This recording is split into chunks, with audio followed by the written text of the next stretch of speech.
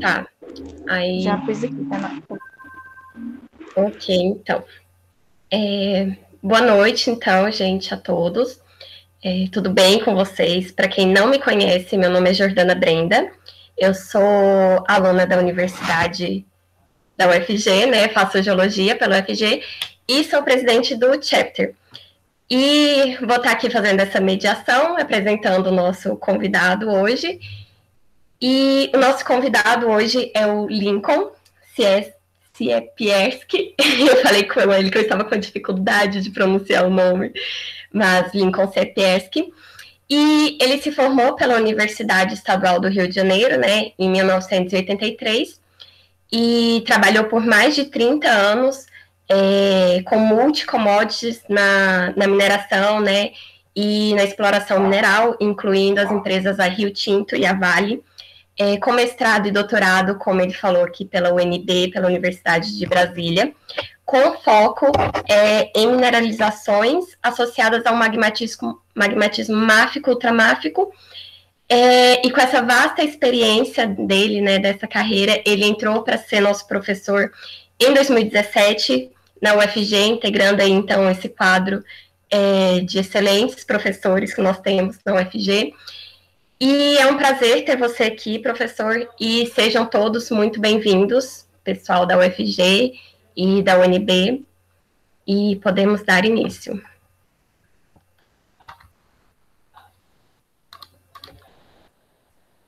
O senhor conseguiu interromper, né?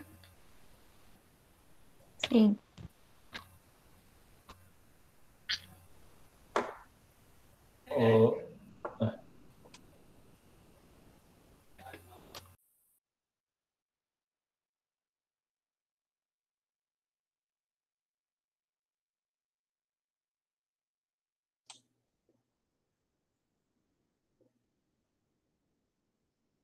Professor Lincoln, seu áudio está desativado, se você começou a falar.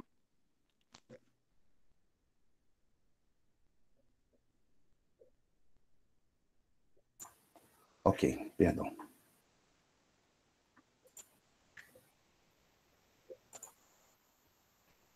Vamos lá. Bom, vou falar, né, do complexo máfico ultramáfico vermelho, que está localizado na província mineral de Carajás, tá?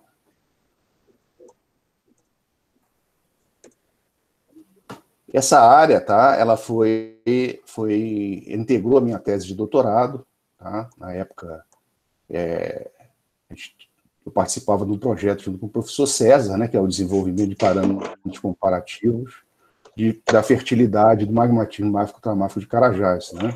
Então, foi um grupo de estudo bem grande, incluindo profissionais da própria Vale e fora da Vale, né? E esses artigos eles estão sendo publicados ainda, tá? Apesar do convênio ter se encerrado, né, no final de 2010, a gente ainda está recebendo dados, ainda está uma série. E esse trabalho em particular do vermelho, na realidade, a tese foram três intrusões, né, 2 intrusões máfico-ultramáfico e uma área com comatito, né, inédito, que a gente fez um trabalho sobre ele. Esse já foi publicado, esse artigo, e saiu agora em 2020, o nosso artigo do vermelho. Legal? E, basicamente, então, o que vai ser apresentado, né, são dados públicos referente à parte da tese, né, um foco desse artigo. E por que o interesse, né, no vermelho, né? Na época que os trabalhos de campo foram realizados, tá, eu era coordenador do programa de exploração para mineralizações primárias da Vale, tá, de níquel PGE. A gente tinha uma série de programas em Carajás. E um desses programas, ligado a esse magmatismo máfico-ultramáfico, eu era o coordenador de exploração. Tá? E o vermelho, né, ele apresentava uma complexidade estratigráfica, né, que a gente discutia, mas a gente não chegava muito num acordo, A gente vai ver durante a apresentação por quê, né? E isso aí acabou motivando, né? O professor Cedro fez uma proposta e isso acabou motivando, né, uma pesquisa acadêmica nesse complexo. Ok? Então, vamos continuar aqui. Tá? Basicamente, eu vou falar, né, vou fazer uma pequena introdução, o que foi feito nos trabalhos, né, na coleta de dados, e aí a gente entra realmente na parte do complexo, né, da localização, falar rapidamente da geologia regional, que vocês já devem estar cansados de ouvir falar de geologia regional de Carajás, tá? E aí a gente entra propriamente nos dados, né? Então, a proposta do vermelho, né, está localizado na borda sul, né, a sul da Serra de Carajás, né, perto de Canaã dos Carajás. Ele contempla, a ideia seria o quê? Caracterização da geologia estratigráfica do complexo, tá, que era o problema, como eu falei para vocês na época, né, o entendimento dos processos petrológicos presentes no fracionamento da intrusão acamadada, porque a gente já tinha um conhecimento que era uma intrusão acamadada, né, mas existia esse problema estratigráfico que a gente não conseguia explicar geologicamente, né. Um enquadramento do vermelho no contexto do magmatismo máfico, ultramáfico de Carajás, tá? É uma outra proposta, e o potencial adicional, né, para mineralizações de sulfeto de níquel, cobre e elementos do grupo da platina, que na época era o foco da minha gerência. Tá? Então, basicamente, o que foi feito? Foi feita uma revisão bibliográfica, né, básica, incluindo relatórios internos disponibilizados pela própria Vale, um mapeamento geológico, né, já existia um arcabouço, um mapa muito bom, né, então foram feitas checagens em algumas áreas onde a gente poderia explicar o problema, né, identificar as questões e tentar elucidar o problema estratigráfico, né, descrição de furos de sondagem, que foram muitos furos que foram realizados, né, porque era uma área de interesse de mineração, tá? É um depósito de níquel laterítico, né? E não era meu foco, porque o meu foco era mineralizações primárias, tá? Mas já existia um background de informação bastante bom, né, em termos de sondagem, principalmente sondagem nas áreas onde continha mineralização, amostragem de rochas, testemunho de sondagem, descrições petrográficas, análise química mineral, ou seja, microsonda, análise litogeoquímicas para elementos maiores e traços, e estudos isotópicos. Tá? Então, tudo isso a gente era um conjunto era uma equipe que a gente tinha nesse projeto, né? A parte de isotopia ficava aos cuidados do professor Márcio Pimentel, que infelizmente já falecido, e nós tínhamos essa força-tarefa, né, fantástica, trabalhando com foco nas mineralizações de Carajás, né, os complexos máfico, ultramáfico, Carajás principalmente. Tá? A área, basicamente, tá, ela está a sul, né, da Serra de Carajás, tá, que a gente tem um mapa geral, tá, fica basicamente, né, cerca de 600 quilômetros de Belém, a sudeste de Belém, tá, e alguns quilômetros norte da cidade de Canaã dos Carajás. Como geologia regional, né, fazer uma síntese rápida da geologia regional, né, a província mineral de Carajás está situada na porção sudeste do crato amazônico, faz contato a leste com a faixa araguaia, né, de idade neoproterozoica, tá? A oeste com as vulcânicas, né, paleoproterozoicas do supergrupo Atumã, né, que já ficaria aqui fora do mapa, né? A norte a gente tem o terreno paleoproterozoico granulítico, e a sul, né, teria os domínios Rio Maria. Tá? Ela, basicamente, né, a província mineral de Carajás, ela encontra subdividida em dois grandes domínios geotectônicos, o domínio Rio Maria a sul, ou o terreno granito greenstone Rio Maria,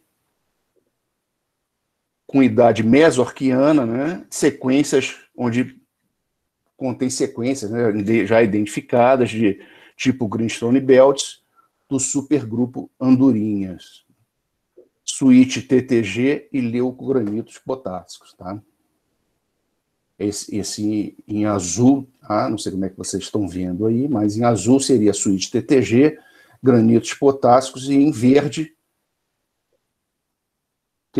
seria o supergrupo Andorinhas, seriam greenstones, tá? E essas ocorrências de greenstone, elas se estendem, tá? Em vários locais, inclusive na borda da serra, tá? Que foi uma outra área do meu doutorado, que era o greenstone, que a gente chama de greenstone selva, tá? A CPRM, no mapeamento realizado na década passada, eles identificaram outras ocorrências de comatiitos, tá? Esse selva ele tem comatiitos, mas na borda a gente acha pilolavas, acha uma série de ocorrências interessantes. Eu, na época, não consegui datar esses comatiitos, tá? Pela dificuldade que a gente teve, mas no sossego foram datadas vulcânicas com idade mesoarquiana, tá? 2,9 alguma coisa, no trabalho da Moreto, lá da Unicamp. Ok? E o outro domínio é o domínio Carajás, né, o cinturão Carajás, que abrange, né, essa nossa área foco aqui, tá? Existe uma controvérsia em termos de chamar essa região como subdomínio de transição, mas a gente acredita que isso aqui seja uma continuidade, né, do terreno Rio Maria, por causa das ocorrências de restos de greenstone ainda dentro desse terreno. Tá? Esse terreno ele realmente apresenta um tectonismo meio sui generis, né, com essas faixas, esses granitos alongados, né, que são caracterizados como sim orogênicos. Então, mas ainda seria Rio Maria em termos, pelo menos no nosso entendimento, né? Bom, o domínio Carajás, né? Ele é uma sequência neo-arquiana, tá? De idade aproximada a 2,75, tá? Que hospeda, né? Onde tem o supergrupo Itacaiunas, que é composto por vulcânicas máficas, ácidas e sedimentos clastoquímicos, né? Essas vulcânicas máficas, na realidade, elas não são tão máficas assim, né? São basalto andesíticos, né? Você já tem né, uma conotação mais intermediária, né? Mais fracionada, não são basaltos toleíticos. As formações ferríferas, elas estão em branco, né? Ocorre também granulito tipo P1, tá? Com idade 286, rochas do complexo Xingu indiviso, né? Mas existem bastante trabalho já na região, mais atualmente, né? Mais recentemente. E os depósitos, né? As várias ocorrências de complexos máficos, ultramáficos que tem na região, que estão numeradas, né? Aqui a gente tem a suíte intrusiva Serra Leste, onde tem o Luanga, que é onde ocorrem os depósitos de platina, tá? O 2 seria a suíte intrusiva Lago Grande, 3, Santa Inês, Búzios aqui embaixo, tá? O vermelho, que é o nosso foco, tá? O Puma Onça, onde existem a mina de níquel laterítico da Vale,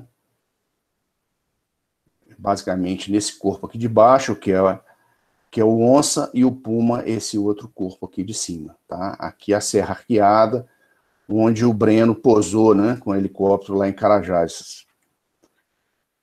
E o Mundial, que é um outro corpo que fica a noroeste de Tucumã, né? E o Jacaré, que são várias intrusões que ficam lá a norte de São Félix do Xingu. Tá? Nós trabalhamos, na época, em todas esses corpos, tá? Menos os corpos que ficam dentro da reserva, que seriam esses daqui. Tá? Aqui tem uma reserva indígena chamada Cateté, que come uma parte do puma, né? E esses outros corpos aqui também são dentro de reserva e não foram trabalhados ainda, né? Por isso que eles não estão com uma nomenclatura própria.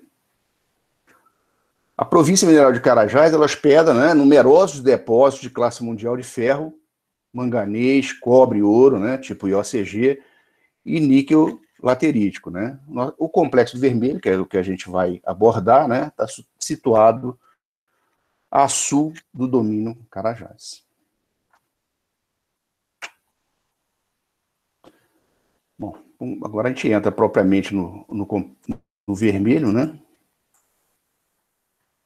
Então, eu coloquei aqui o título do artigo embaixo para a gente, né, contextualizar.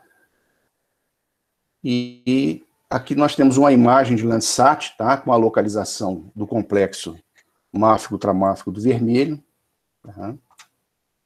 E os demais depósitos, né, os principais depósitos de Carajás. Tá? O depósito de S11 aqui. Tá? Aqui tem uma outra intrusão que também foi parte da minha tese de doutorado. Aqui a gente tem a mina de cobre e ouro do Sossego, o depósito do 118, o depósito de OCG do Cristalino também,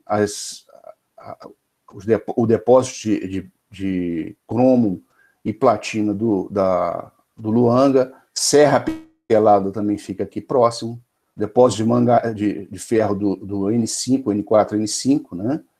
O depósito de ferro N1, a mina do Azul e a mina de Igarapé, Bahia, que era uma mina de ouro laterítico fechada, mas ele fica sobre o depósito de OCG do alemão, tá? Que ainda não está sendo explorado. Se for explorado, seria uma mina subterrânea. E o grande depósito do Salobo, né, que entrou em operação alguns anos atrás. A gente vai falar um pouco do vermelho, né, um rápido histórico. Carajás, ela foi descoberta em 1967 por geólogos, né, brasileiros, mas que trabalhavam com uma empresa chamada Meridional. Tá? Essa empresa Meridional era uma subsidiária da americana US Steel. Na época, o mundo estava sendo, né, reconstruído, né, era pós-guerra, e o pessoal estava ávido por manganês. E eles vieram para Carajás atrás de manganês. Né? Foram descobertos depósitos de manganês, mas a cereja do bolo são os depósitos gigantes de minério de ferro. Tá?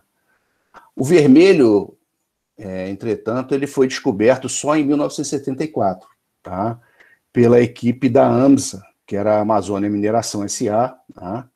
Não é essa Amazônia Mineração, que tem uma Amazônia Mineração recente, mas não é. Essa Amazônia Mineração S.A. era uma joint venture da Vale do Rio Doce, né? Antiga, hoje é Vale, mas era antigamente chamava Vale do Rio Doce, com a Meridional. Tá? Aí o governo militar já tinha havido uma intervenção e botou a Vale, né, como nessa joint venture para explorar os depósitos de ferro, para não deixar só na mão da Meridional. Né.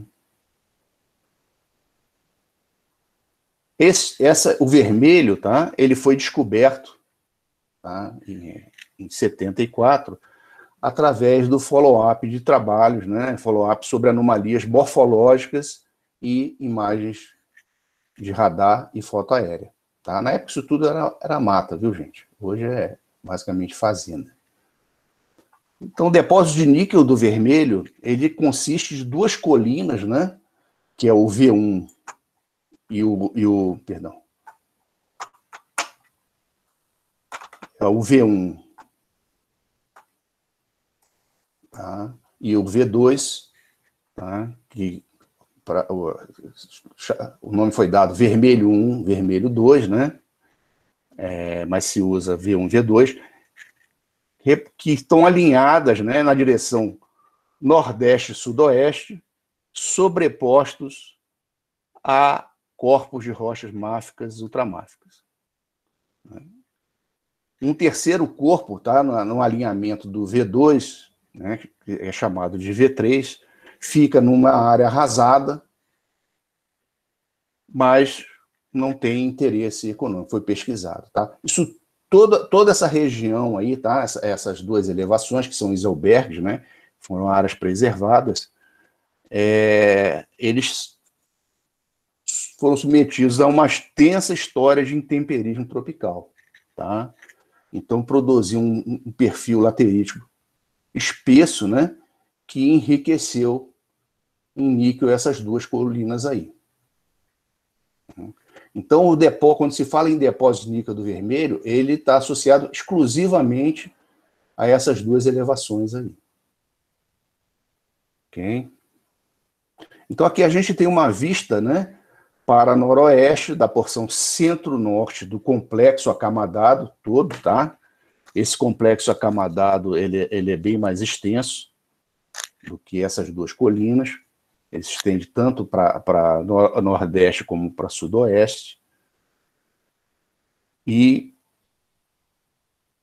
com destaque, né, dos dois platôs, que a gente está vendo aqui, que correspondem mais ou menos a 50% do complexo como um todo. Então,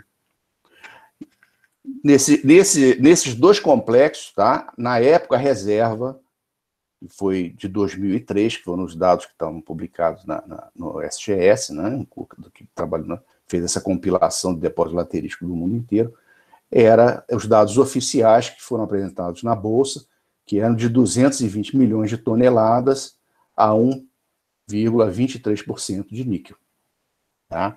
Então, essa era a reserva que se discutia na época. Reserva exclusivamente de níquel laterítico. O relevo, né, para vocês terem uma ideia, ele alcança altitudes de 500 metros acima do nível do mar, tá? E a variação de cota entre a parte mais baixa e a parte mais alta é em torno de 280 metros. Tá?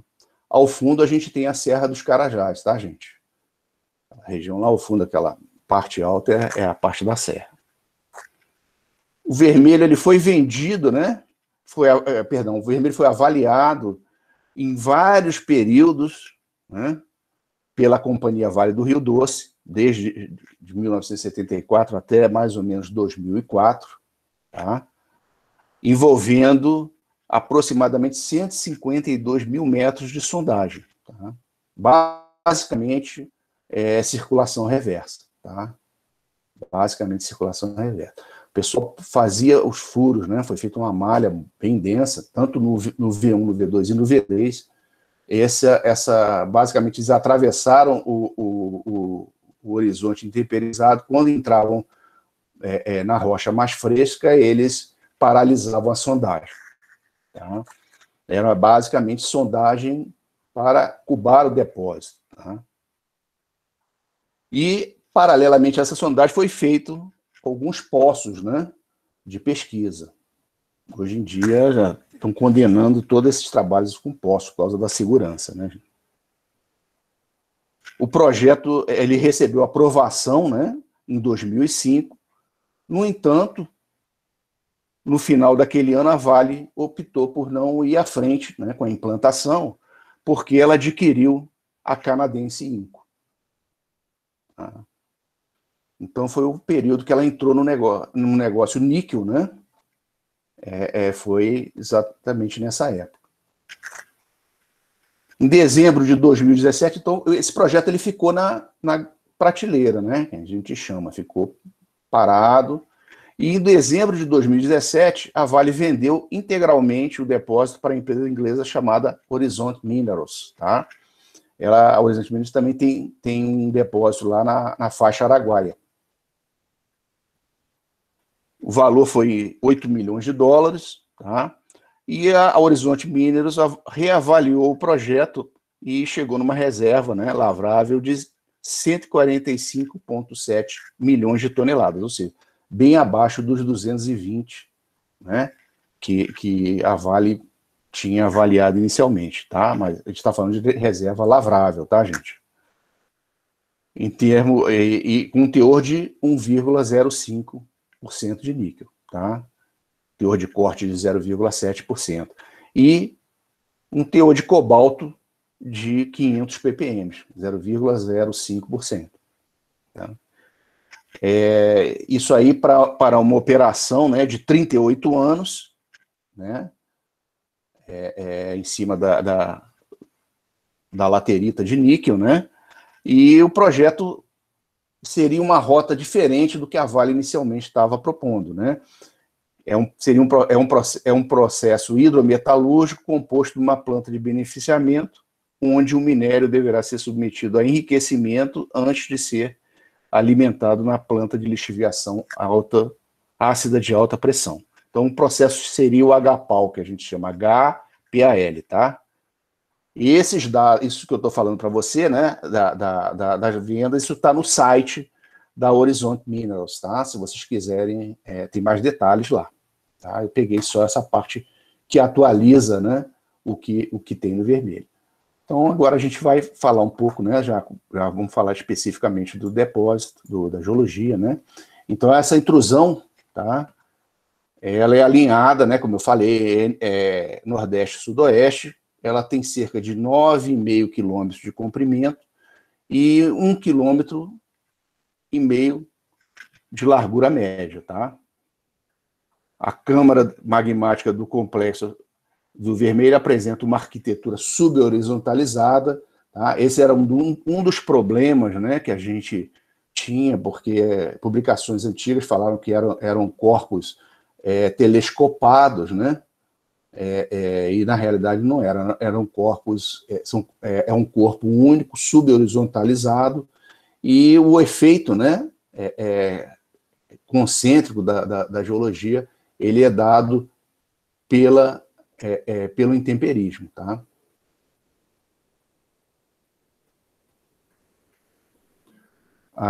Ele está hospedado, né, o depósito está hospedado em rochas do complexo Xingu, né? Pelo menos na época a gente não focou muito nas encaixantes, né? E também ocorre em granitóide. Então essas áreas de afloramento seriam granitóides, né, de Carajás, e o que está em branco seriam, a gente está chamando genericamente de embasamento do complexo Xingu. Tá? Nós dividimos, né, depois dos trabalhos, né, nós dividimos o vermelho, né, estratigraficamente, nós começamos a identificar, né, essas correlações todas, a partir da descrição de diversos furos de sondagem rotopercussivas, né, e 2 furos de sondagem diamantada que não tinham nada a ver com o vermelho propriamente, com a cubagem do vermelho. Eram checagem de alvos de anomalia aerogeofísica eletromagnética. Ou seja, era checagem para sulfeto maciço, tá? Então, a estratigrafia, a gente dividiu, tá? Depois que a gente entendeu o problema, tá? Que as rochas tinham um acamadamento subhorizontalizado, nós dividimos numa zona inferior, tá? Que é subdividida em zona inferior A, lower zone A, que é composta por dunitos e rasburgitos, que só são observados nos furos de sondagem, uma lower zone B, que é composta por ortopiroxenitos e noritos, e uma zona lower zone C, tá? Que é basicamente gabros, tá? Que é essa parte cinza aqui, tá? Então a gente tem, né, a lower zone A que não aflora, tá? A lower zone B são ortopiroxenitos, tá? Afloram principalmente na porção sul, no V3, né, que seria o V3. E a Lower Zone C, que seria uma área onde afloram gabros e gabronoritos, tá? Sobre esses gabros e gabronoritos, que era isso que intrigava a gente, tá? A gente tem uma outra sequência que a gente chamou de Upper Zone, tá? Uma zona superior, que ela é constituída por ortopiroxenitos, tá? Que é essa parte cinza escura aqui, e dunitos e rasburgitos. Okay? Então era bastante complexo, né? Essa visão que a gente tinha de você... Não, a gente tem um empilhamento reverso na realidade, né? Porque o que normalmente ocorre num fracionamento? Você fraciona do ultramáfico para o máfico, né? Esse é o fracionamento normal que ocorre. E aqui a gente tinha uma situação invertida, né? Você tinha uma zona que fracionava até gabros e tinha piroxenitos e dunitos em cima desses gabros. Então, existiam teorias que isso aí podia ser deslocado por falhamentos, uma série de hipóteses que foram criadas na época, tá legal? E, finalizando, a gente tem alguns diques, né, de diabásios que cortam, já tardios, né, que cortam o sistema. Esses diques não foram datados, né, não houve muita busca, mas eles são bem mais recentes, associados a um sistema de fratura que a gente tem, que é NNE, né? Basicamente, tá? A zona superior, tá? Onde está o depósito, tá? O depósito ele está sobre essas rochas, tá? Dunitos e rasburgitos, tá? É aqui que estão localizados o depósito de níquel laterítico do vermelho, do V1 e V2, tá? Ela é constituída basicamente por pods de cromititos dentro desses ortopiroxenitos e rasburgitos e dunitos profundamente intemperizados, que é o que libera o níquel para a formação do depósito. Essa área, ela está toda palitada, viu, gente? Eu não coloquei os furos de sondagem de circulação reversa, porque senão saturava. Mas ela está toda perfurada, tá? Em malha até de 25 por 25, tá? Ou em alguns locais até menos, tá? Porque o depósito laterítico aqui ele tem muita variabilidade de teor. Então o pessoal teve que adensar bem a malha de sondagem, tá? Então aqui a gente tem as seções, né?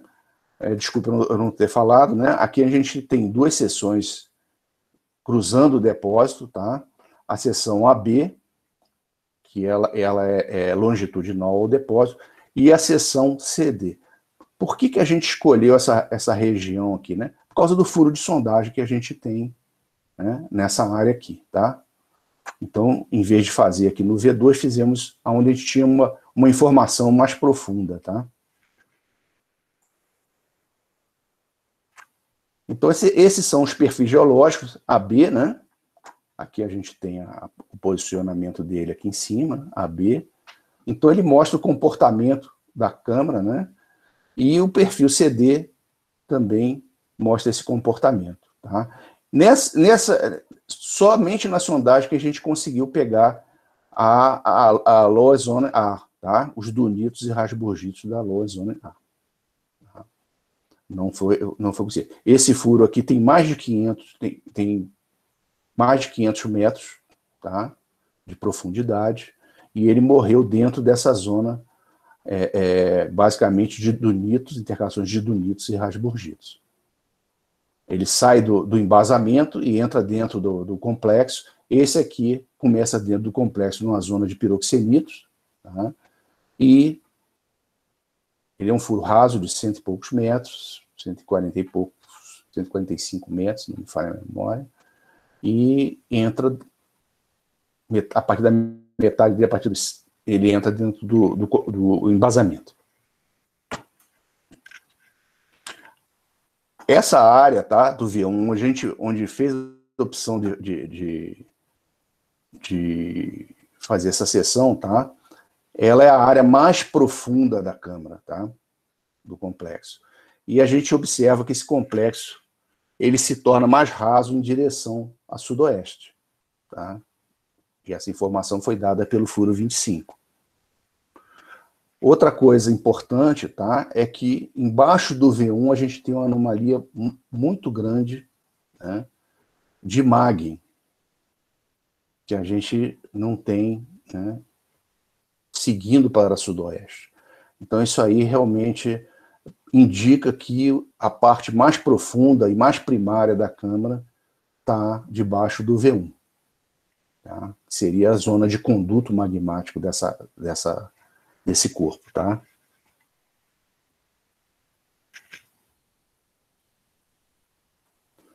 Aqui a gente tem as duas seções, tá? do V1 e V2, tá?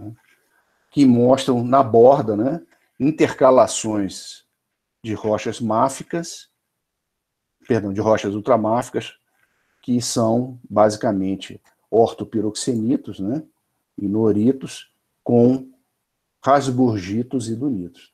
Né? É uma zona altamente dinâmica, né, que tem nessa borda. Isso aí foi encontrado, né, esse é o furo 14, o furo mais profundo, com 500 metros. Aqui é 100 e poucos metros, é onde termina a câmara. É 228 metros de profundidade do furo 25. Tá? E mostra uma alternância, né, até entrar finalmente em rochas duníticas serpentinizadas. Tá? O furo 25 já mostra uma alternância até fracionar para ortopiroxenitos e noritos, tá? Migrando na base para rasburgitos. Tem uma alternância de ortopiroxenitos com rasburgitos até entrar dentro de rasburgitos e dentro de embasamento. Tá? Então, essa é a estratigrafia que a gente tem, né? Levou a consideração que a câmara fica mais rasa em direção a sudoeste, e que a gente tem uma zona muito mais profunda, uma raiz muito mais profunda debaixo do V1.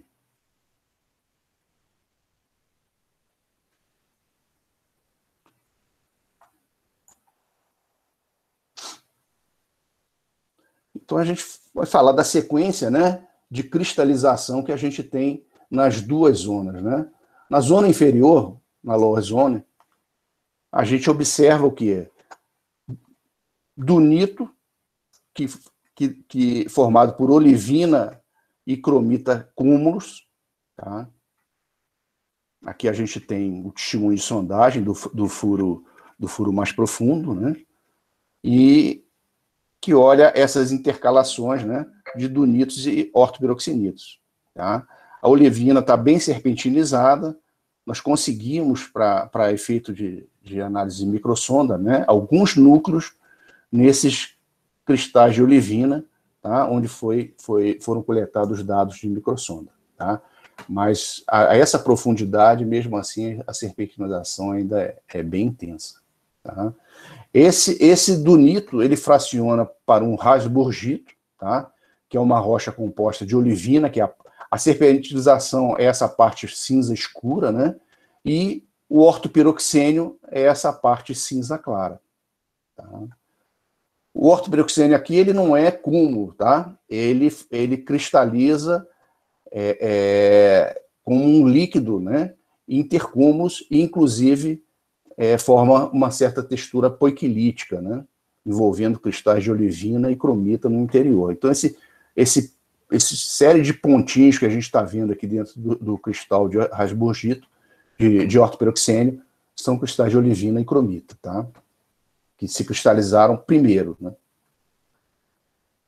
Esse rasburgito fraciona, né, para ortopiroxenito e norito. Tá? Ortopiroxenito, basicamente, ortopiroxênio e cromita, e o norito, ortopiroxênio, mais plagioclásio intercúmulos. Tá? O que está entre parênteses é mineral intercúmulo, ou seja, tardio, tá? A gente tem os cristais cúmulos bem formados de ortopiroxênio e o plagioclásio cristalizado intercúmulos. Aqui a gente tem um cristal de flogopita, né, que é interessante, não é um mineral primário, tá? E a gente chegou à conclusão que isso aí né, ele é parte do processo de assimilação crustal, tá? Porque a flogopita é potássio e magnésio. Okay? Então aqui a gente tem o afloramento, isso é uma cacimba, né? onde ocorre esse ortopiroxenito, e o norito a gente obteve no furo de sondagem. Esse sistema, né, essa rocha, ela fraciona, né, ela continua o fracionamento para um gabro-norito, ou seja, uma rocha contendo ortopiroxênio, plagioclaso e clinopiroxênio, só que tem que um quartzo intercúmulos, tá? Aqui o quartzo intercúmulo. Ela aflora geralmente em blocos, tá? Naquela porção superior, né, antes de chegar na upper zone. Então esse é o topo, desculpe, esse é o topo da sequência basal, tá? E o que a gente observa é o seguinte, que isso aí é um fracionamento normal, tá? É um fracionamento normal, é padrão em termos de câmara, tá? E só que tem que, em cima desses gabros, né, que seriam a porção mais fracionada da câmara, a gente tem ortopiroxenitos, tá? Então a gente separou isso aí numa segunda zona, numa zona superior, e esses ortopiroxenitos, eles são de granulação bem mais grossa, tá? Eles são pegmatoides e contém pods, né? Ou seja, lentes de cromitito, tá? Dentro dele. Não é uma coisa comum. Aqui a gente já tem, né, as rochas bem temperizadas, né? Já começa o intemperismo a atrapalhar, né, a avaliação, tanto que a parte superior, a upper zone, que é composta de rasburgitos e dunitos, ela praticamente a gente não conseguiu fazer química, né? Apenas lâmina dela, praticamente não, a gente não conseguiu fazer química nenhuma dela, tá? Porque não tem a menor condição. Os minérios estão totalmente intemperizados, tá? A transformação profunda para serpentina, e não tem a menor condição de fazer qualquer tipo, né? Qualquer tipo de análise que você fosse fazer, você já estava analisando um outro tipo de rocha, né? Já não era uma rocha primária. E são exatamente, né, associados ao intemperismo dessas rochas da upper zone, né, dos dunitos e rasburgitos, que a gente tem os depósitos de níquel laterítico do vermelho. Tá? É a decomposição, né, e o processo supergênico que ocorre em cima dessas rochas. Tá? Aqui a gente tem um afloramento, tá, do ortopiroxenito da upper zone, tá, que é a localização do afloramento. A gente tem o contato horizontalizado, né, aqui mais cinza seria o ortopiroxenito da upper zone A, com o dunito, já bem, material bem temperizado, dunito e rasburgito da upper zone B, tá? Então isso aí é um dos afloramentos que confirmam a horizontalidade, subhorizontalidade da câmara magmática. Okay? Os resultados de litogeoquímica, né, eles são bastante interessantes e reveladores, viu, gente? A partir daí a gente começou também a confirmar o que a gente estava vendo no campo. Tá? Então os diagramas de MGO, né, de elementos maiores e traços de grupos selecionados de rocha mostraram para a quase totalidade uma boa correlação, tanto negativa como positiva para as rochas da zona inferior, ou seja, da lower zone, que confirmam o trend de fracionamento que a gente vê no campo. Ou seja, nós temos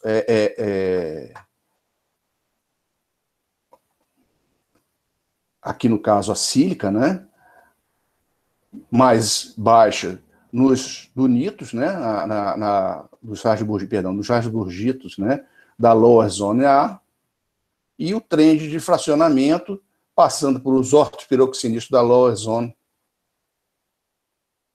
da Lower Zone B, tá? E, finalmente, as rochas gabróicas, tá? Que incluem noritos e gabroloritos, tá? E gabros da Lower Zone C. Tá?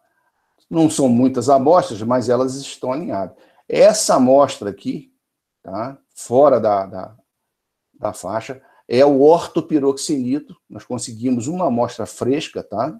De ortopiroxenito, que foi analisada. Tá? Os dunitos, como eu falei para vocês, estavam muito intemperizados, então já a gente não analisamos nenhuma amostra do dunito e rasburgito da Upper Zone A, Upper Zone B, tá? Então esse ortopiroxenito, ele teria que estar, né, se ele fosse tivesse no mesmo trend de fracionamento, tá? Ele teria que estar nessa mesma faixa dos ortopiroxenitos da Lower Zone. Só que tem que a gente observe o quê? O conteúdo, né, de MGO dele é bem mais alto, portanto, ele é mais primitivo, tá, do que os ortopiroxenitos fracionados da Lower Zone. E isso se repete, tá, basicamente em todas as análises. Tá? No Al2O3, tá, no alumínio, mesma coisa, né, a gente tem os rasburgitos da Lower Zone, os ortopiroxenitos da Lower Zone, e as rochas gabróicas da Lower Zone. E o nosso ortopiroxenito da Upper Zone está bem aqui fora da curva, né? Isso se repete com cálcio, tá? Isso se repete com sódio e outros, né? Titânio, potássio, né? Ferro. Então, mostra, tá? E elementos, né, menores, que o cromo, né, também, né, ela tem alto cromo não, em relação aos outros ortopiroxenitos, tá, que a gente observa também coisa, né, ela está aqui embaixo, tá P2O5, níquel, mesma coisa, né, ela está bem fora da curva, né, aqui a gente tem um trend de fracionamento perfeito, né, a gente tem mais níquel nas rochas luníticas e rasburgíticas, e isso vai decaindo, esse conteúdo de níquel da rocha, ele vai decaindo em direção às rochas mais fracionadas, né? Então a gente tem bem definido, apesar das poucas amostras, a gente tem bem definido o trend de fracionamento da Lower Zone, né? E a anomalia da Upper Zone. Então, todas essas informações, tá? Elas demonstram que o ortopiroxenito da Upper Zone, ele não tem nada a ver com o trend de fracionamento original, tá? Que a gente observou na parte inferior. Tá? Então isso aí já confirma que esse ortopiroxenito é um pulso mais primitivo de magma, tá? Que ocorreu após o fracionamento das rochas gabróicas, né? Com relação, né, aos padrões de terras raras, a gente tem o quê? Os rasburgitos, né? Eles têm um padrão de terras raras pesadas, pouco fracionado, né? E levemente mais enriquecido em terras raras leves. Tá? O ortopiroxenito, tá? O ortopiroxenito aqui, ele entra na outra faixa, né? Com relação aos ortopiroxenitos, né? A gente tem a zona inferior, um padrão fortemente fracionado, né? Enriquecido em terras raras leves, e essa amostra, né, do ortopiroxenito da Upper Zone, ele apresenta um padrão de terras raras totalmente diferente, né? Com uma forte anomalia de Europa.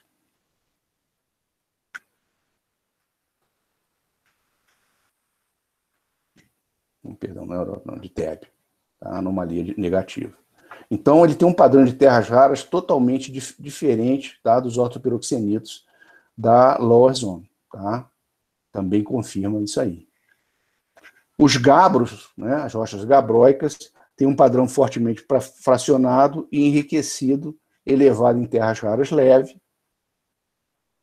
com exceção dessa amostra, né, 110, que possui um conteúdo menor de terras raras, e uma forte anomalia positiva de Europa, relacionada à abundância de plagioclásio acumulado nessa amostra. Tá? Essa amostra contém bastante plagioclásio. Então, mais uma vez, né, se confirma que aquele ortopiroxenito, né, da Upperzona, ele tem um comportamento totalmente diferente, né, da sequência com fracionamento normal. Tá? Aqui a gente tem os gráficos de variação composicional das fases cúmulos. Tá? Isso aí são análises de microsonda, né, em olivinas e ortopiroxênios dos rasburgitos e dos ortopiroxenitos da lower zone nos furos 14 e 15. Nós conseguimos porque são materiais mais preservados, tá? E a gente consegue ter a sequência dele aqui. Aqui se visava investigar o quê? A variação composicional, né, ao longo da borda da câmara inferior, da parte inferior da câmara, tá? Então, o que acontece aqui, né? Esses gráficos eles demonstram um comportamento variável, né? Que é a olivina primitiva, tá? Ou seja, com alto conteúdo de fosterita, tá? Que varia de 85,6 a 90,5, tá? De modo geral, né?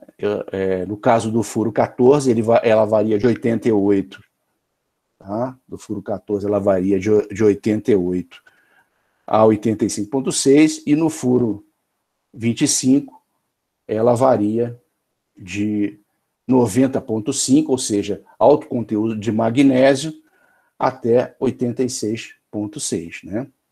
O conteúdo de níquel nessas olivinas ele é elevado e varia de 1.750 a 3.950. Tá? Então, respectivamente, né, 2.200, de 2.200 a 3.950 e no furo 14 e no furo 25, de 1.750 a 3.400. Os OPX, né, os ortopiroxênios, o conteúdo de estatita varia de 92 a 85,6, ou seja, também bastante primitivo, tá? Esse conteúdo de magnésio reflete um magma bem primitivo, ou seja, muito rico em magnésio, tá?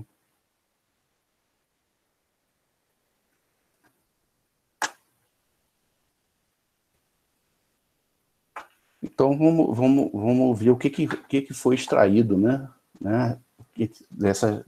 desses dados que foram obtidos para o vermelho. Né? Então, a câmara ela apresenta um acamadamento subhorizontalizado, a gente viu nos afloramentos, né, sem evidências de deformação ou metamorfismo, e foi, né, subdividida em duas zonas distintas, a lower zone e a upper zone. A lower zone apresenta feições de borda com fracionamento reverso complexo, ou seja, aquela ciclicidade que a gente viu, né, na seção entre ortopiroxenitos e rasburgitos, com alternância entre litotipos mais e menos fracionados, ou seja, você tem tanto ortopiroxenitos como rasburgitos, né? Na parte interna caracterizada pela seguinte sequência de cristalização, tá? A gente tem na lower zone são dunitos e rasburgitos, na lower zone B, ortopiroxenitos e noritos, e na lower zone gabronoritos e gabros. Tá? Então, isso aí é um trend de fracionamento padrão em câmara magmática. Tá? Então, na lower zone está ok, está tudo certinho. A upper zone, ela ocorre uma sequência reversa de cristalização. Né? Assim como que isso é uma característica de borda de intrusão. Né? A gente vai ver isso aí mais adiante. Então, os dados de química mineral comprovam que olivinas mais primitivas encontradas na Lower Zone, tá? Que variam de 85,6 a 90,5, indicam um magma parental mais primitivo, ou seja, mais rico em magnésio.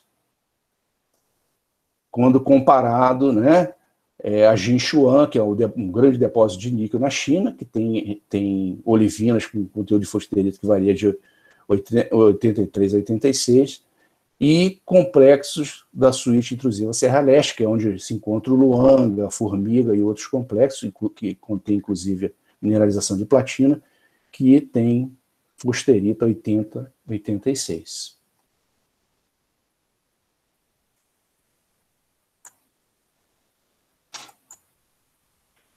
O fracionamento, a ideia, tá? Uma das ideias iniciais que a gente tinha, tá?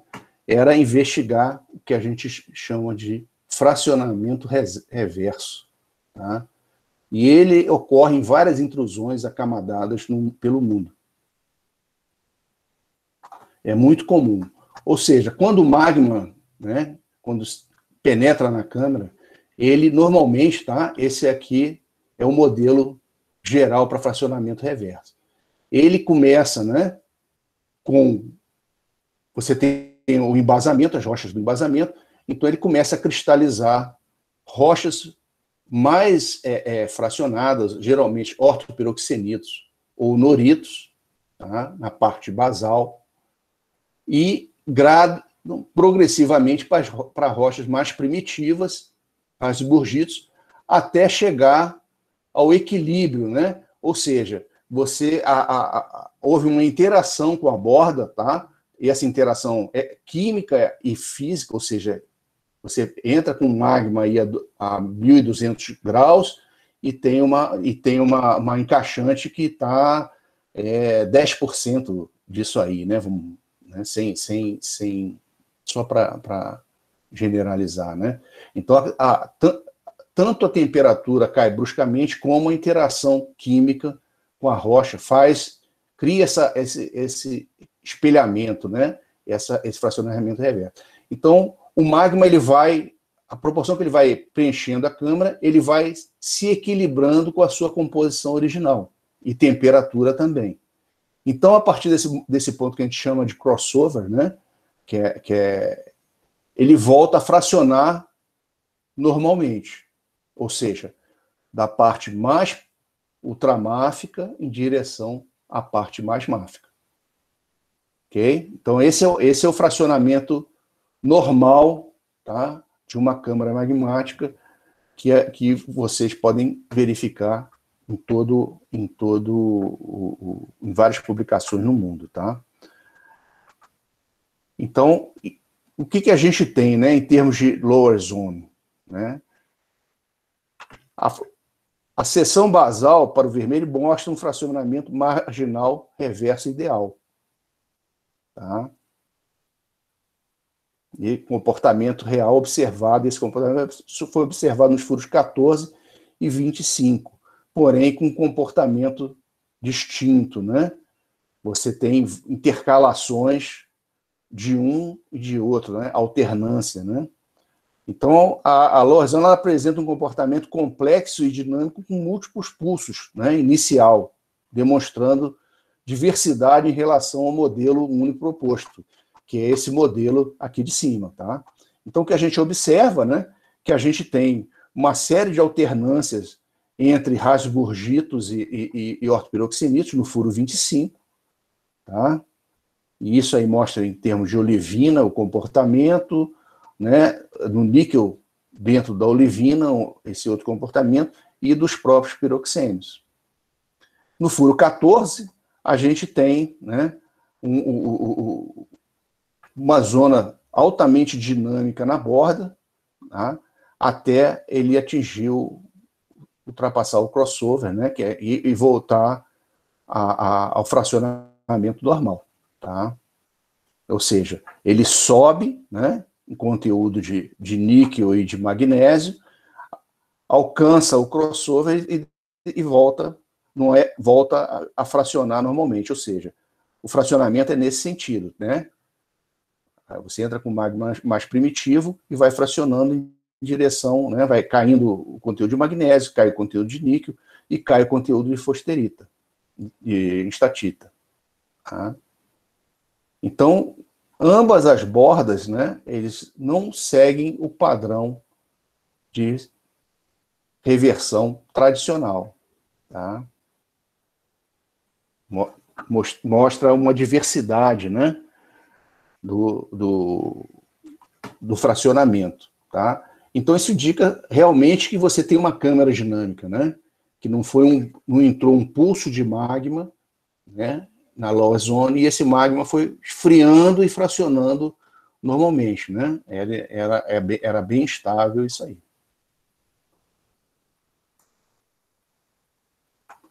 A zona superior, né, ela representa um novo pulso de magma, tá?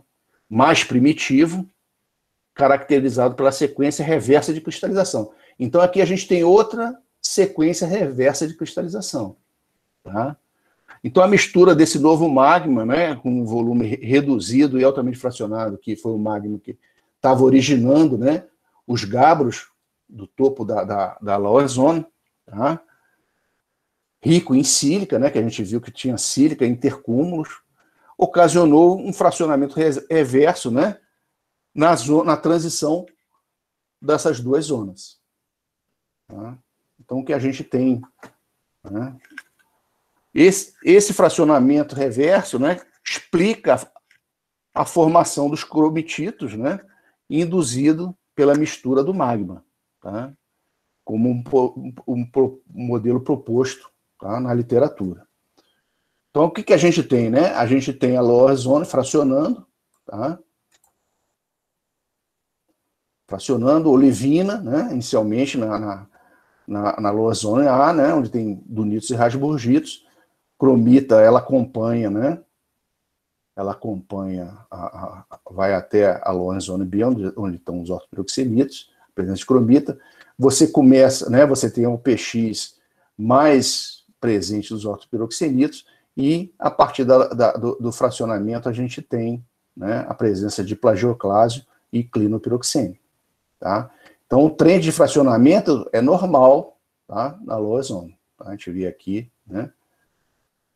Okay. E a razão lantano e térbio, né, em condrito, mostra isso bacana, tá? O que acontece? Quando a gente tem essa zona de transição, né, a gente tem um fracionamento reverso, tá? Então a gente, na zona superior, ela começa com cromitito, então ela volta, tá? Volta para cromitito, tá? Com cromita, ortopiroxênio e cromita, e tende a ir para um fracionamento, para uma rocha mais primitiva, quando começa a cristalizar a olivina. Tá? Então, isso aqui são os dunitos e rasburgitos da upper zone. Tá?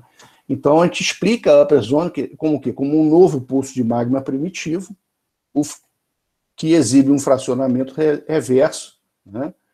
Com a mistura de magma mais primitivo, né? Ou seja, aquele magma novo que está entrando, né? Com um magma altamente fracionado do topo da lower zone. Né? E esses cromititos, eles indicam, né, a saturação induzida pela mistura de magmas distintos. Tá? Esse pacote aqui são 250 metros de espessura.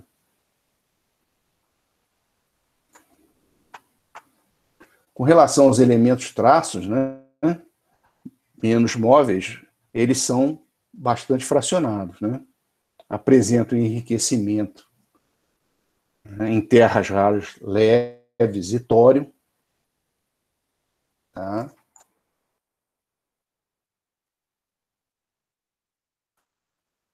Em terras raras leves.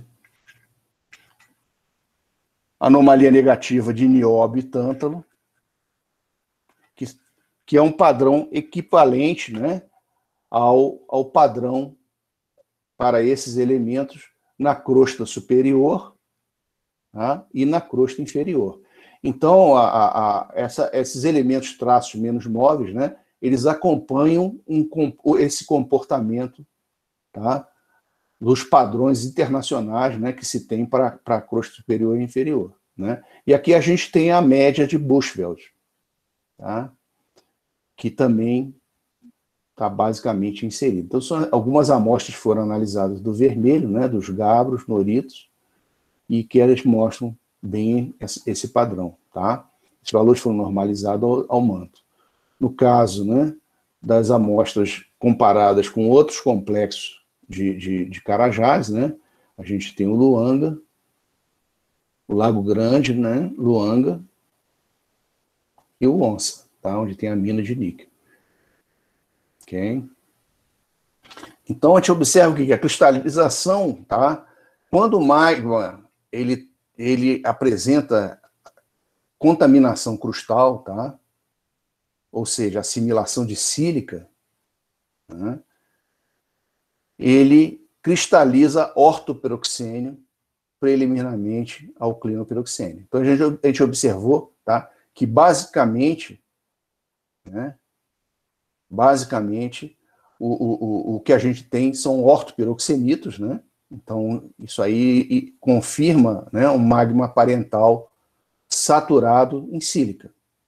Se ele fosse pobre em sílica, né, a gente teria mais clinopiroxênio cúmulos, né? Clinopiroxenitos cúmulos, né? Não teria ortopiroxenitos cúmulos. Então, essa contaminação crustal, né, a gente parte da posição que ele foi originado pela seção desse magma basal primitivo, né, rico em magnésio, através desses falhamentos crustais, né, que originaram, né, esse desenvolvimento da bacia de Carajás, né, e que se tornaram saturados em sílica através da crosta continental pré-existente. Então a gente parte da premissa que existia uma crosta TTG, né, que era o domínio Rio Maria, e que a gente houve a ascensão desses magmas basálticos, tá, ricos em magnésio, que foram contaminados por essa crosta. Com relação, né, ao potencial para mineralização de sulfeto no vermelho, o que a gente consegue, né, extrair dos dados é que o conteúdo das olivinas estudadas no complexo ele é bem elevado, né, variando de 1.750 a 3.950 ppm de níquel. No entanto, o que a gente pode observar, tá, que se destaca, é que o conteúdo de níquel em olivinas, né, com conteúdo de fosterita equivalente, tá? Nós estamos falando de um range de olivinas com fosterita equivalente, são os dados de olivina para o furo 25 e o quadradinho azul para o furo 14. Né? Então, para olivinas com conteúdo de fosterita equivalente, a gente tem um empobrecimento, tá, de níquel, e isso não deveria ocorrer. Tá? A gente teria que ter uma população homogênea, né, de olivinas com o mesmo conteúdo de níquel, mas não é o que é observado. Tá? E o que se explica isso, tá? Porque a olivina ela pode ter até 0,4% de níquel dentro dela. Tá? Ou seja, 4.000 ppm, né? Isso seria o máximo que se encontra na literatura em termos de conteúdo de níquel em olivina. Né? Mas o que se observa é que essa variação, tá, em olivinas com o mesmo conteúdo de fosterita, né, ele só poderia ser explicado se você remover o níquel do sistema. Tá? Porém, apesar de não ter sido observado, né, sulfetos em nenhum dos dois furos, a gente acredita que esse empobrecimento de níquel pode estar relacionado a uma segregação subordinada de sulfetos em direção à borda sudoeste da intrusão. Tá?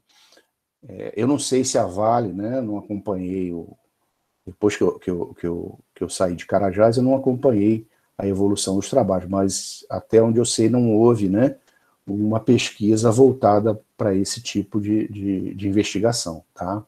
Com sondagem rotativa em cima dessas áreas, tá?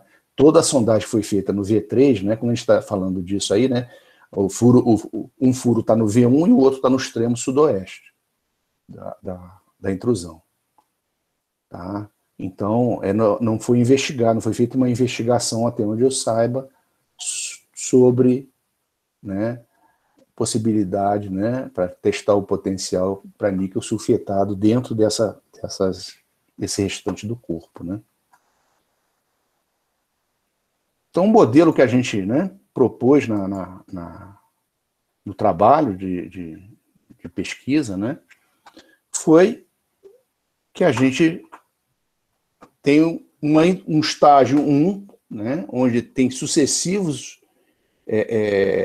influxos de magma primitivo, né, formando, né, a parte inicial.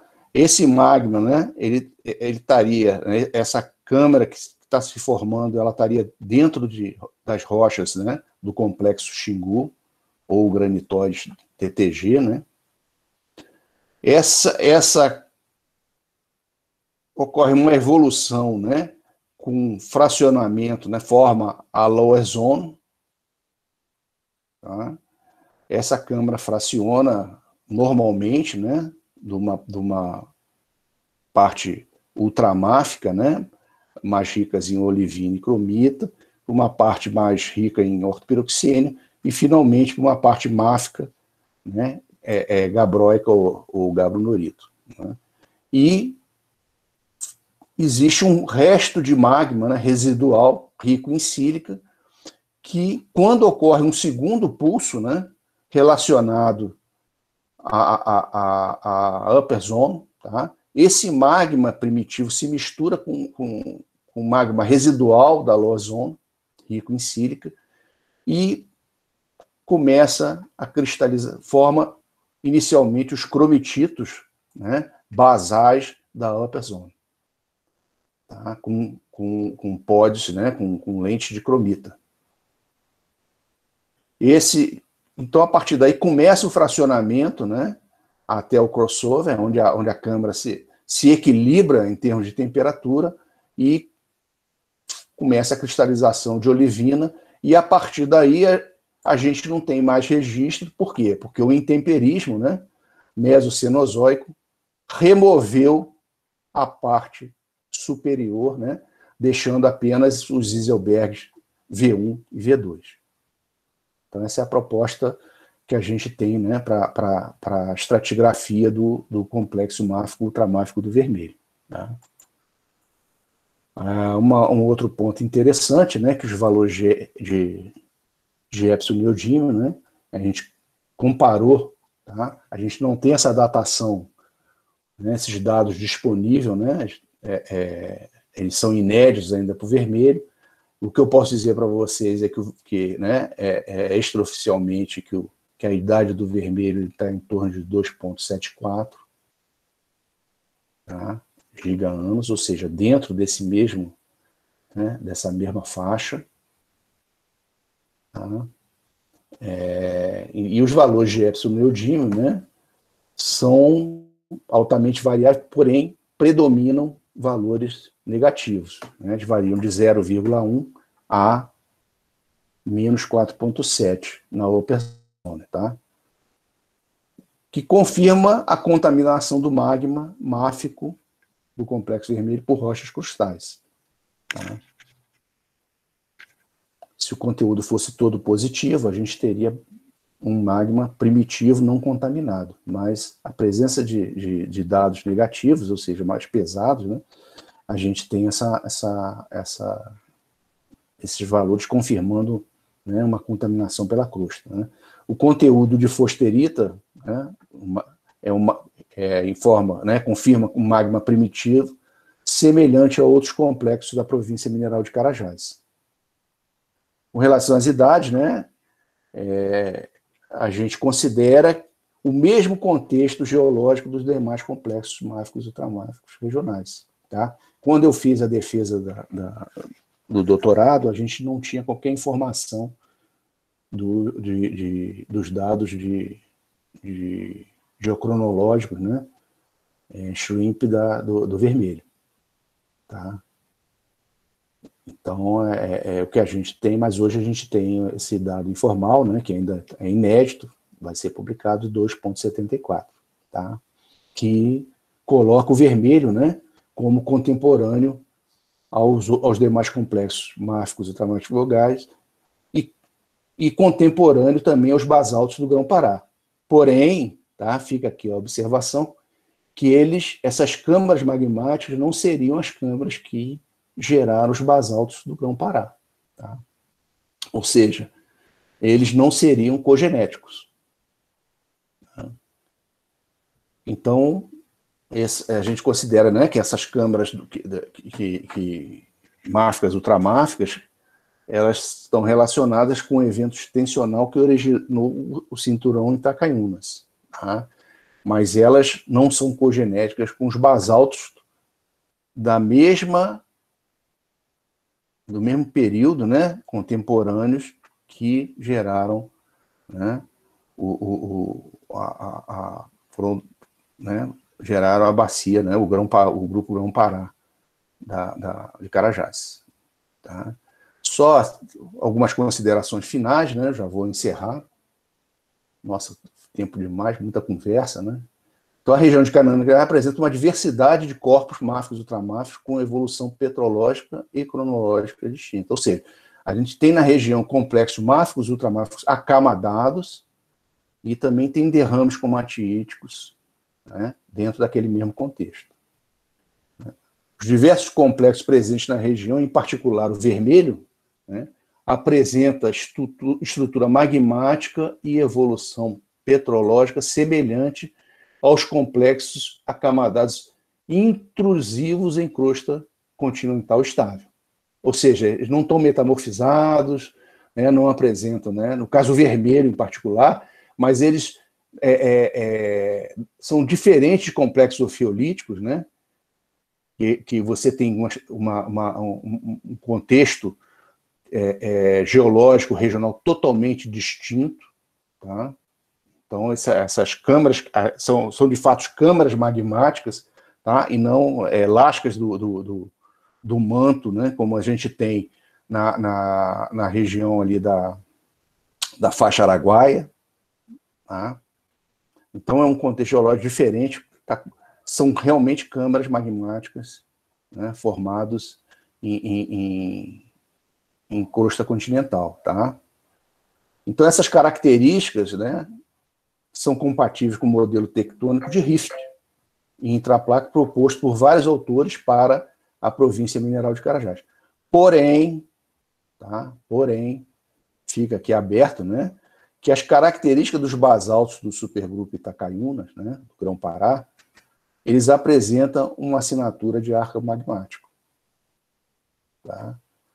Então, ainda, né, a evolução, né, da tectônica de Carajás, ela ainda é controversa, né? Já tem mais de 30 anos, mas ainda não existe um consenso com relação à evolução geotectônica de Carajás. Tá? O complexo do vermelho, né, apresenta uma evolução magmática, né, a estratigrafia marcada por sucessivas injeções de magma, indicando um sistema dinâmico. Tá? Ou seja, nós temos uma zona que fracionou, um outro pulso, né? E esse tipo de dinâmica, né? Ele é favorável para você ter segregação de depósitos magmáticos. Né? Corpos intrusivos máficos são mundialmente conhecidos como hospedeiros de mineralizações sulfetadas, né? De níquel e elementos do grupo da platina. Então, essa região, né, de Carajás, ela é uma janela de oportunidade, né, para a prospecção dos depósitos magmáticos nesse setor. Eu quero agradecer, desculpe eu abusar do tempo de vocês, né? Eu fiz uma apresentação curta, mas rolou muita conversa, e eu espero que vocês tenham gostado aí da apresentação. Professor, muito obrigada pela apresentação. Parabéns, assim, foi ótima. Queria parabenizar também pelo trabalho. O trabalho de vocês ficou excelente. E nós temos algumas perguntas aqui no chat. Vamos lá. Querem que eu leia ou a pessoa que fez a pergunta quer abrir o microfone e falar? Deixa eu ver aqui.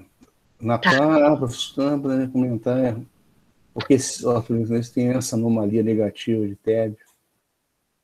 Não temos, nós temos essa informação, tá?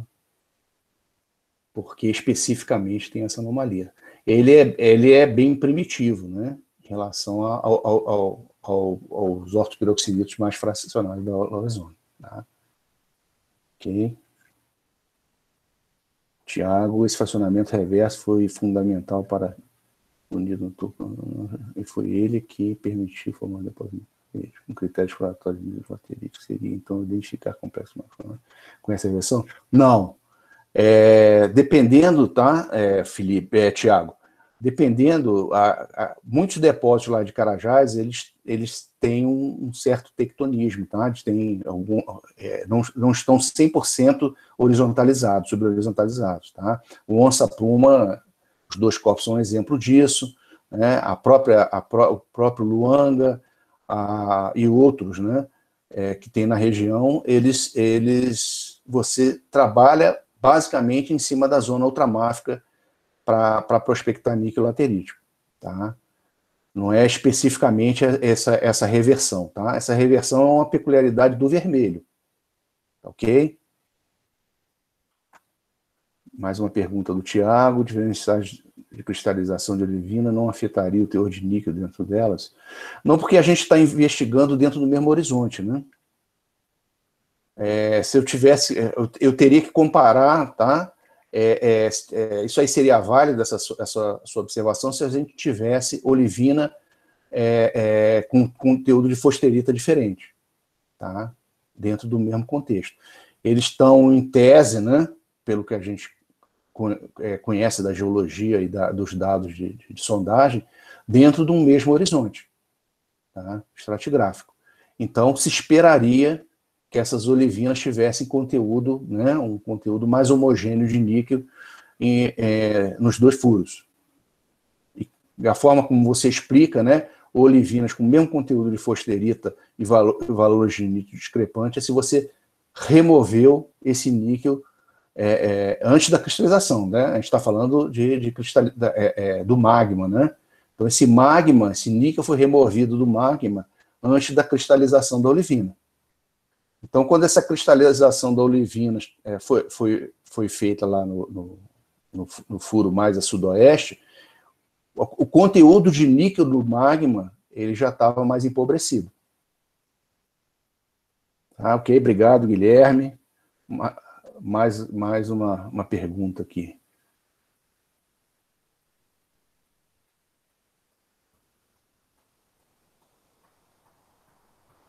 É possível, tá? A questão é você saber se existe economicidade nisso.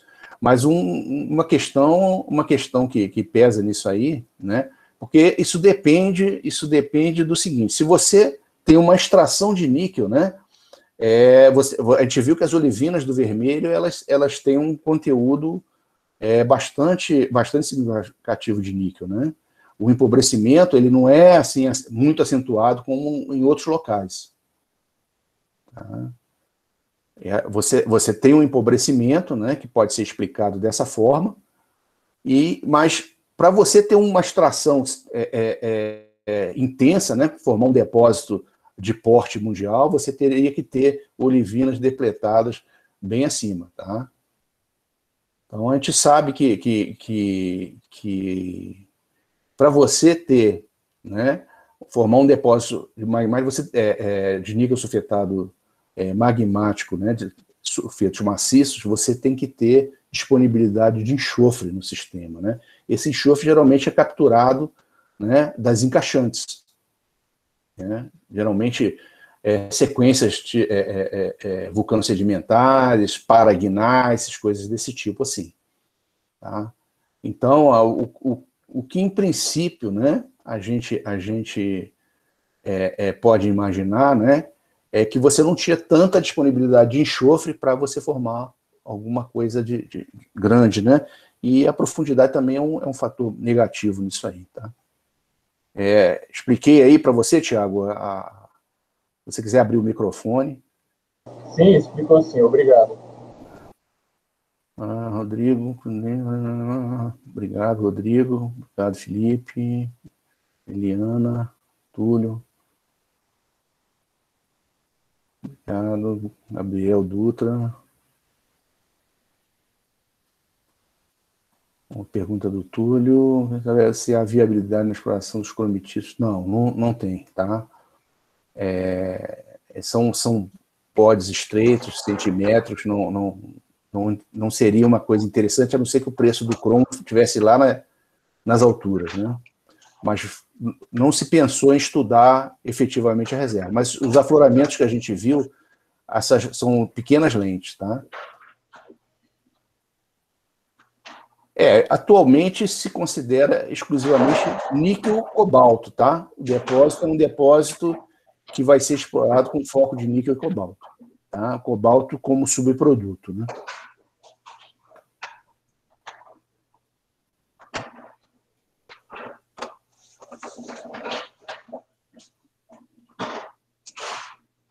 Não acredito não, viu? Que seja, Raquel, não acredito que seja. A ausência de sulfetos seria talvez uma encaixante pobre em sulfetos, né? Falta de disponibilidade de enxofre. Se houvesse alguma atividade hidrotermal, a gente teria evidências disso aí, tá? E não tem muita evidência disso aí, não, tá?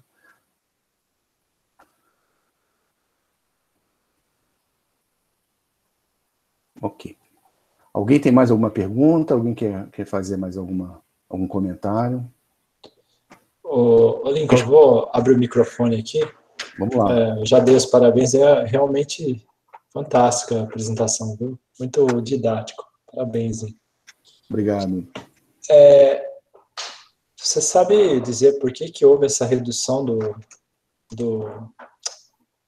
em tonelagem entre a avaliação que a Vale tinha e o da Horizonte? Olha, extraoficialmente, né, eu acredito que o pessoal da Horizonte Minas, eles focaram apenas o horizonte oxidado do depósito, tá? A parte saprolítica eles abriram mão. A parte saprolítica realmente ela é muito descontínua, né? Então o níquel vermelho seria mais para minério oxidado. Tanto normalmente o teor é mais baixo, né? Mas eles teriam uma reserva específica para esse fim. Já no Onça Puma, a mineração é em cima do minério silicático, né? Que é o saprolítico. Sim, entendi. Carnierítica. Uhum. Ok? Beleza. E o DDH14, ele encontrou alguma coisa de níquel sulfetado? Você pode dizer isso? Não. Nenhum dos dois furos foram encontrados níquel sulfetado. Não. A gente só tem a evidência do empobrecimento de níquel nas olivinas. Tá? Isso é um parâmetro prospectivo mundialmente utilizado. Tá? Uhum. Em vários locais do mundo, né, geralmente quando você tem empobrecimento de olivina, né, no sistema, né, sempre comparativamente, né, com olivinas não depletadas, você tem indicativo de segregação de sulfeto. Legal. Ok? Beleza, isso aí. Parabéns novamente. Obrigado aí. Tem mais uma pergunta do Eduardo. A fugacidade de oxigênio contribuiria para o enriquecimento de níquel no magma? Não, acredito que não, porque o níquel, né, ele é um elemento presente nesses magmas ricos em magmas basálticos, de um modo geral, né? E magma comatiíticos também, tá? Ele faz parte da sopa, tá? Então, é aquilo que eu falei, as olivinas, geralmente, elas retêm dentro delas até 0,4%, 4.000 ppm. Então, às vezes, você acha uma anomalia de solo, né, alta, não quer dizer que você esteja em cima de um depósito de níquel. Você pode ter uma anomalia, basicamente, litológica, tá? Como aconteceu, nós passamos por isso em Carajás, em vários locais, tá? Então, existem outros parâmetros, né, para você chegar e comparar, né? Você teria que ter a paragênese que ocorre nesses depósitos sulfetados, né, e buscar os outros elementos que estão presentes nessa paragênese, né? Mais alguma pergunta?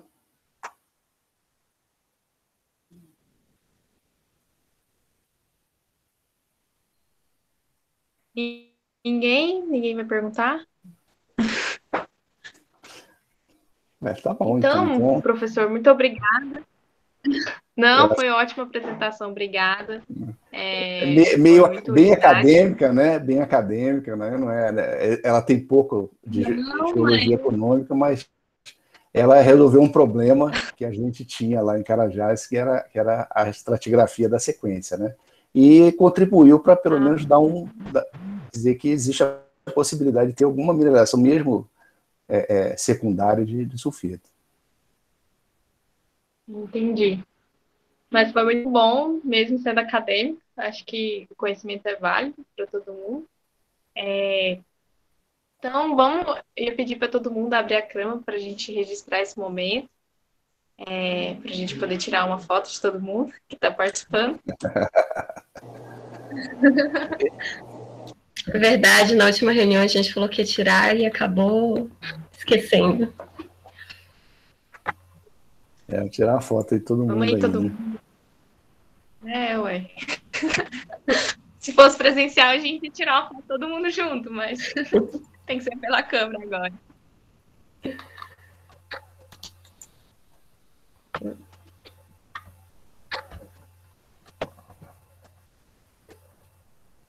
Vou parar a apresentação aqui. Ou a apresentação não, a gravação.